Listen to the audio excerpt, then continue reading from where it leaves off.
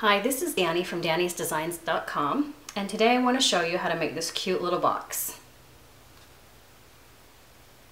It's very simple to make using the new Curvy Keepsakes box thinlits from Stampin' Up.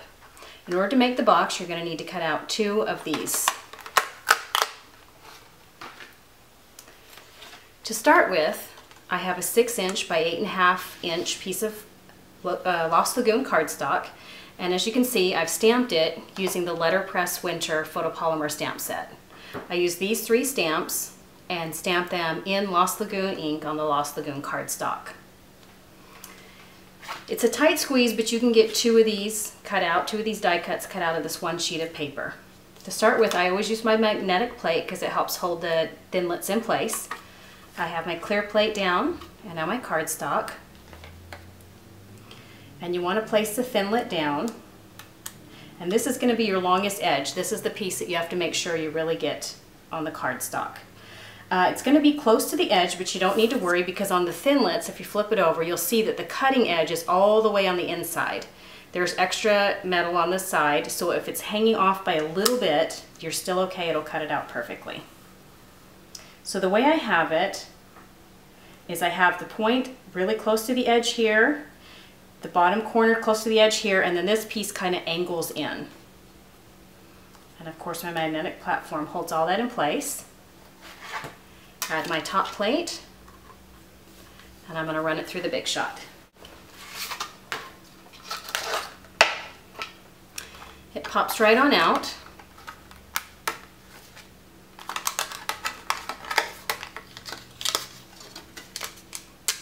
A little careful on the more delicate parts. Just carefully pull it on out of there. And as you can see, cardstock tends to get stuck here and here.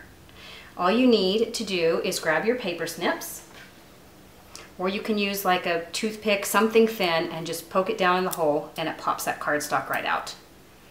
Now you can run this through your Big Shot one more time without cleaning this cardstock out of the holes. But if you do more than 2 pieces in there, it's not going to cut properly. So here's one of ours, and you're going to repeat that process. Flip this over. Again, make sure you line up this piece so it's not going off the edge, this corner, and again, this piece is kind of tilted in towards the center of the cardstock. Plate, and you're going to roll that through the Big Shot again. And as you can see by this piece, it's a close fit, but it'll work, and you'll get 2 pieces out of there and it will save on some cardstock. So you're going to need 2 of these to make the box. And when you set these up, you want to make sure that you have the 2 long pieces opposite each other and the 2 shorter pieces opposite each other. Go ahead and fold them on the score lines to see the bottom of the box.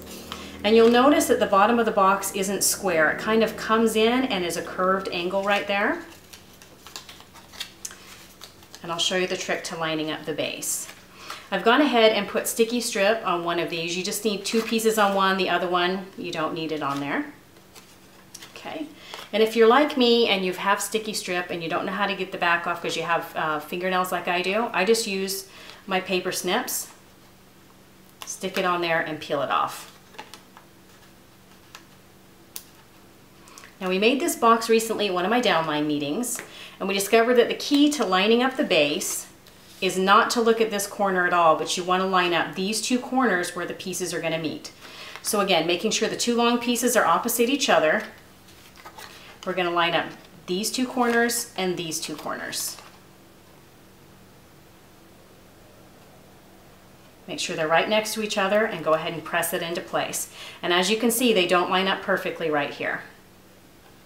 Okay, there's 2 more score lines on either side of these small tabs. Go ahead and fold those back.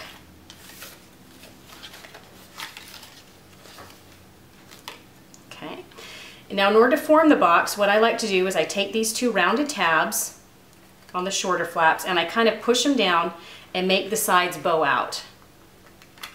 Once they're pushed down and bowed out, then we're going to take this, and this slit is going to go over top of the handles. And if you look at the handles, you can see there's a little notch right here, and that's what's going to hold this piece on. So again, grab hold of the tabs, bow out, make the sides bow out, and slide that through that little slit that's cut out, and that will lock it into place. Now you have your opening right now, and this is where I would stuff it with some chocolates. I have some Hershey's little mini bars. It'll hold quite a bit. Okay, and then we're gonna, again, grab the handle, push them down, bow it out, and slide that last side on. Be very gentle so you don't tear it. And push it all the way down until the notch falls into place. And there's the cute little box. It's very, like I said, very simple to make.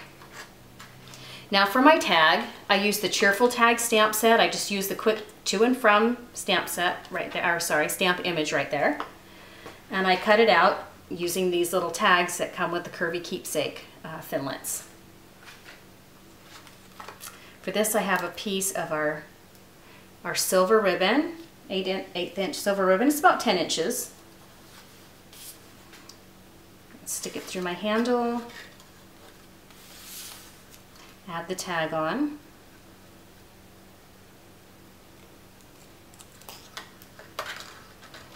And I'm going to go ahead and make a bow.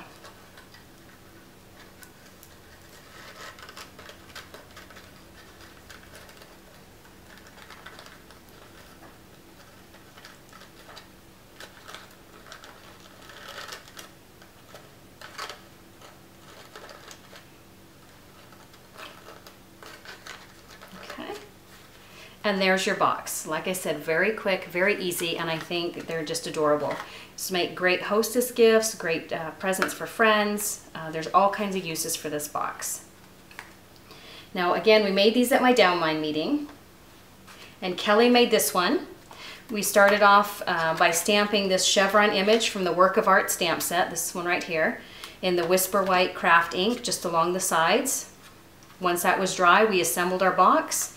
We have our chevron ribbon that coordinates beautifully with it. The same tag, we left it blank just so we could fill it out for whoever we'd like to. This time we just added a piece of linen thread through there and just tied it through the bow on the top of the box.